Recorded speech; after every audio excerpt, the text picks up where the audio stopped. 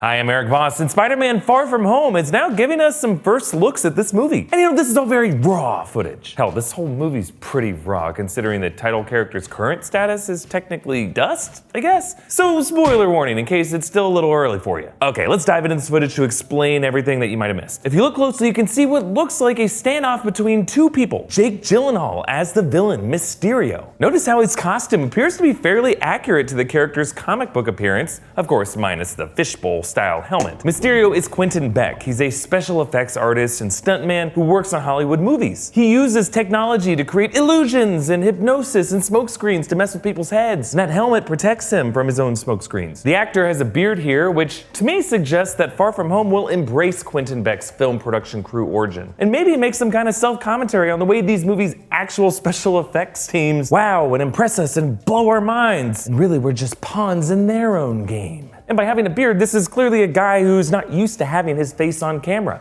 Looks like the kind of guy who might work on a movie. So Far From Home will take place after Avengers 4, the way Spider-Man Homecoming took place after Civil War. And it's looking like Quentin Beck might be another self-made criminal, the way Adrian Toomes was. Another guy using scraps and tech that he assembled himself, but in this case to create spectacles. Maybe even intentional calamities so that he can swoop in to fix the problem, be the hero that saves the day. I mean, just look how over the top the costume is here. There are glowing purple lights that come from within the suit, and it's kind of made with these pieces of armor, and it has this billowing cape. No capes!